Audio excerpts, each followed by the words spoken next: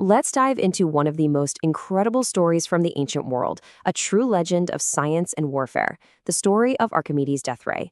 We're talking about a single genius armed with nothing but the power of the sun, standing against an entire army. So picture the scene. It's 212 BC in the city of Syracuse. The Roman war machine is at the gates, their ships are flooding the harbor. But up on the city walls, the brilliant inventor Archimedes has an ace up his sleeve.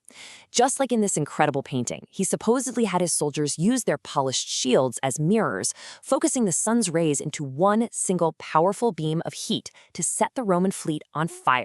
And look, this isn't just some modern-day myth. You have historians like John Zonaras writing centuries later who described it in amazing detail. I mean, listen to that phrasing. Kindled a great flame until he consumed them all. It sounds like something straight out of a blockbuster movie. And that right there is the big question. It's an awesome story for sure, but is it just a story? Or could ancient technology using only mirrors and sunlight actually create a weapon this powerful? Well, that's exactly what we're going to find out. Okay, so let's put on our detective hats and treat this like an ancient cold case. What evidence do we actually have?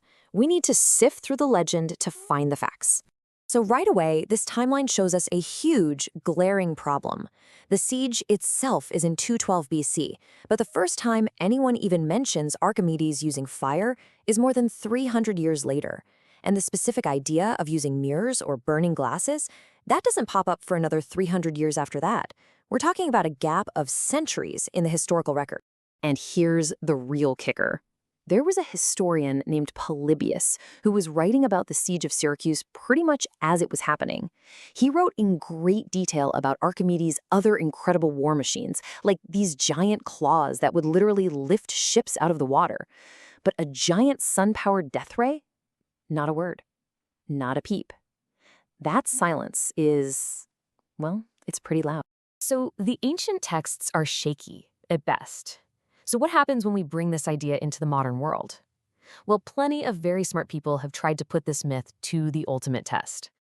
And this is where things get really interesting. You've got two major, well-known attempts to recreate this, and they came to completely opposite conclusions. The Mythbusters team, they tried it multiple times, big scale, and every time they said, nope, busted. But then you have a group of students from MIT who ran their own test and said, hold on, it's actually feasible. So what gives? Let's take a closer look at that MIT experiment, the one that actually worked. Their setup was really specific.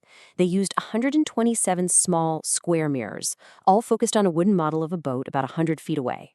And, this is key, they did it on a perfectly clear, sunny day. Those conditions turned out to be absolutely crucial. And here's the payoff. Look at that. After holding the beam steady for about 10 minutes, they got ignition. First, a ton of smoke, and then, poof, a real self-sustaining fire.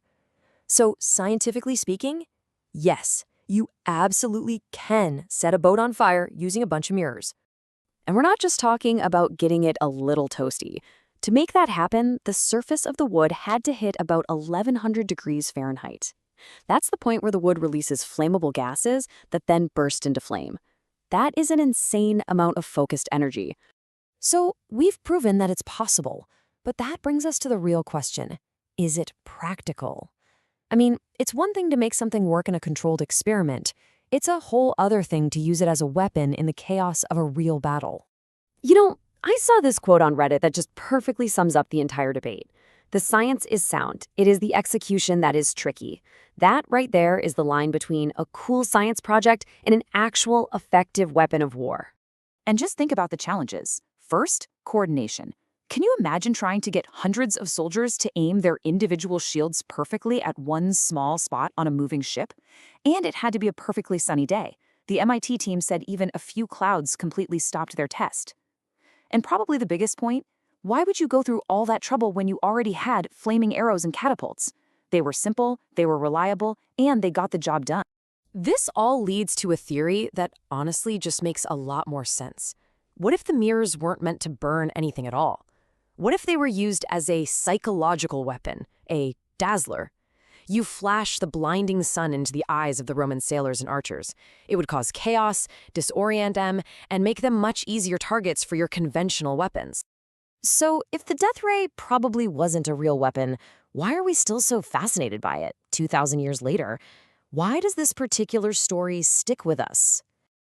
Well, maybe we've been looking at it all wrong. What if the death ray isn't about the weapon itself, but is actually a powerful metaphor? You can think of it as the Archimedes code, the idea of taking a massive problem, breaking it down into smaller, manageable pieces, and then focusing all of that collective effort onto a single point to achieve an unbelievable result. And really, that's the heart of it. The legend of the death ray survives not because it was a real piece of military hardware, but because of what it represents. It's this timeless, awe-inspiring symbol of human ingenuity and the incredible power of science. It's the story of one brilliant mind changing the course of a war. So, in the end, whether it was real or just a brilliant piece of propaganda, the story itself has echoed through millennia. And it makes you wonder, what does its survival tell us about the incredible power of a single, great idea to capture the human imagination for centuries?